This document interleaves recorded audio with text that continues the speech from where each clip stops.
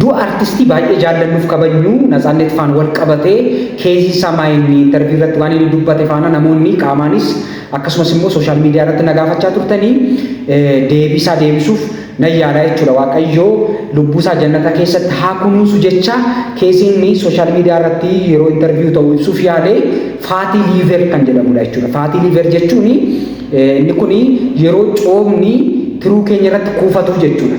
Yeroo coomni tiruu irratti kuufatu Faatii Liiver jedhama. Faatii Liiveriin kun definitionii mataasaa qaba, classification qaba, akkasumas immoo wantoonni nu saaxilan jiru. Inni gara biraan immoo akkamittiin beekamuu danda'a, mallattoo akkamii argisiisuu danda'a, akkasumas immoo akkamittiin immoo yaalamuu danda'a kan jedhu har'a wal duukaa ilaallaa. Hamma dhumaatti na hordofaa affeerraa kooti. Warri hagarraatti maatii keenyatti dabalamne subscribe gochuun maatii keenyatti dhaamaa odeeffannoo fayyaa isin darbu hordofaa isiniin jenna. Faatii Liiveriin yeroo tiruu keenya irratti heppaatosaayitiin yookaan immoo liiver seeliin yookaan seeliin tiruu keenyaa persentii 5 ol faatiin irratti yeroo tuulamu yeroo kuufamu Faatii Liiver jennee waamuu dandeenya jechuudha. Faatii Liiveriin iddoo lamatti qoodama. Non alkooliik Faatii Liiverii fi alkooliik Faatii Liiver jedhama. Alkooliik Faatii Liiveriin sababa alkoolii yeroo hedduu baay'isanii fudhachuutiin kan nutti dhufudha jechuudha.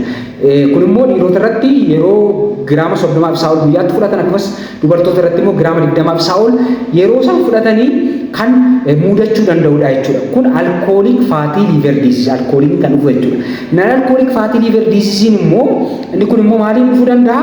Yoo ulfaatinni keenya garmalee ta'e akkasumas immoo yeroo hedduu sukkaarri yoo jiraate inni gara biraan immoo yoo dislipidemiyaa yookaan hammi kolesteroolii keenya ol ka'aa yoo ta'e insuliin rizistaantii yoo jiraate sochii qaamaa yoo hin qabnu ta'e akkaataa nyaata keenya faana wal qabata. Nyaata yeroo baay'ee samsaman akkasumas immoo baay'ee mi'aanii fi faatii hedduu of keessaa qaban yeroo hedduu yoo fayyadamna ta'e illee inni kun Faatii Liiverii faana wal qabachuu danda'a jechuudha. Akkasumas immoo wantoonni tokko jiru.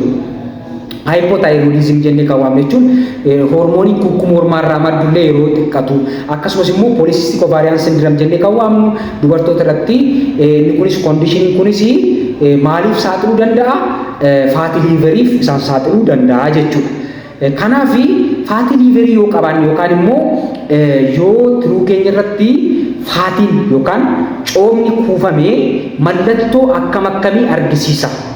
Mallattoo akkamii argisiisa? Yoo jettanii inni tokkoffaan mallattoo homaa argisiisuu dhiisuu danda'a. Isa kana daanjireessi. Mallattoo yeroo tiruun keenya miidhamaa deemu mallattoo argisiisuu danda'a. Garuu isteejii jalqabaa irratti isteejii qaba Faatii Liiverii yookaan gireedii qaba, sadarkaa qaba. Mild, moderate, severe, fibrosis na end stage yookaan cirrhosis jennee kan waamnu qabna. Sadarkaa jalqabaa irratti fi sadarkaa giddu galeessaa irratti homaa argisiisuu dhiisuu danda'a. Mallattoo homaa argisiisuu dhiisuu danda'a. Garuu yeroo sadarkaan isaa hammaachaa deemu mallattoon akka dadhabuu akkasumas immoo appitaayitii keenya hir'achuu inni gara biraa karaa mirgaa gara oliitti garaan dhukkubuu yoommoo siiverii ta'aa dhufee yoo tiruun keenya seeliin isaa miidhamaa dhufee immoo iji keenyi gara keellootti jijjiiramu, gogaan keenya gara keellootti jijjiiramu, fincaan keenya gara keellootti jijjiiramu akkasumas immoo nu hooksisu garaa nu dhiiteessu yookaan bishaan garaa keessatti yeroo kuufatu asaayitas jedhaman kuni wantoota kana kan fiduu danda'a jechuudha. Walumaa galatti yoo mallattoo hammanni fidutti eeguu qabnu jechuudha.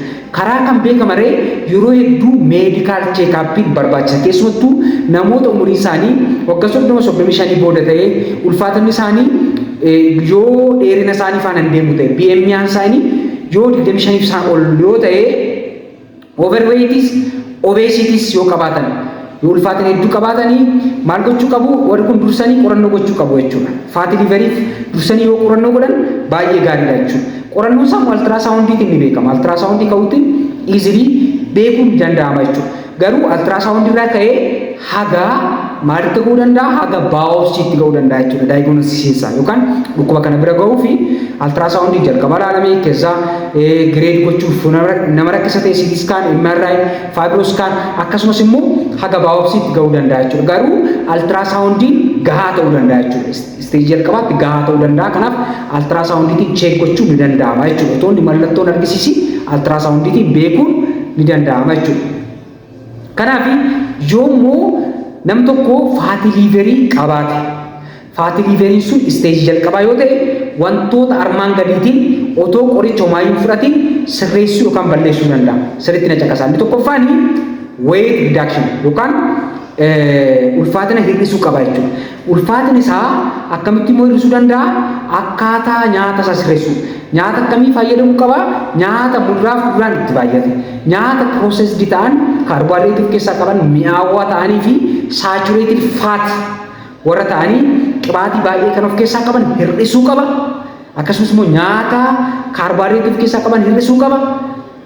Nyaatota kan akka ataakiltii irratti fookas gochuu qaba jechuudha. Inni gara biraanii exercise gochuu qaba. Ulfaatina hir'isuu qaba. Nyaata isaa sirreessuu qaba. Akkasumas immoo sochii qaamaa immoo torbeetti daqiiqaa 150 isaa ol moderate exercise yoo godhe baay'ee gaariidha jechuudha. Inni kun immoo baay'ee ni gargaara jechuudha. Inni gara biraa nyaata irratti wantoota baay'eetu jira. Kan akka muduraa fuduraa keessatti nyaatonni baay'ee gaariidha jedhamanii kan akka hundee diimaa. Hundee diimaanii faatii hir'isuuf gargaara, inflammation hir'isuuf gargaara, akkasumas immoo oxidation hir'isuuf gargaara, detoxify gochuuf gargaara. Wantoonni kun steril yookaan immoo riisarchoonni tokko tokko ni ibsu jechuudha. Hundee diimaa illee soorachuun green tea illee baay'ee barbaachisaadha. Inni gara biraan immoo kan akka paappaayyaa fa'aa soorachuun gaariidha. Walumaa galatti akka isin hin dhibnetti nyaatota processed ta'anii fi nyaatota kaarboohayidireetii of keessaa qaban, nyaata faatii of keessaa hedduu qaban isaanii dhiisuu hir'isuu. Nyaata kuduraa fi muduraa irratti fookas gochuudha. Sochii qaamaa gochuudha. Ulfaatina hir'isuudha. Inni gara biraan immoo yoo dhukkubni jala jiraate kan akka dhukkuba sukkaaraa, dhukkuba kolesteroolii isaanii to'achuudha. Sirrii to'achuu qabdu jechuudha. Akkasumas insuliin reezistaansii yoo jiraate isaanii to'achuun baay'ee barbaachisaadha jechuudha. Karaa kana nam tokko maal gochuu danda'a? Yoo isteejii jalqabaa fi giddu galeessaa ta'e karaa kana faatii liiverii kana sirreessuu danda'a yookaan immoo coomni tiruu irratti kufachuu kan sirreessuu danda'a jechuudha. Inni gara biraan immoo yoo siiverii ta'e immoo hakiima faana mari'achuutiin tiriitimentii biroollee isa barbaachisuu danda'a jechuudha.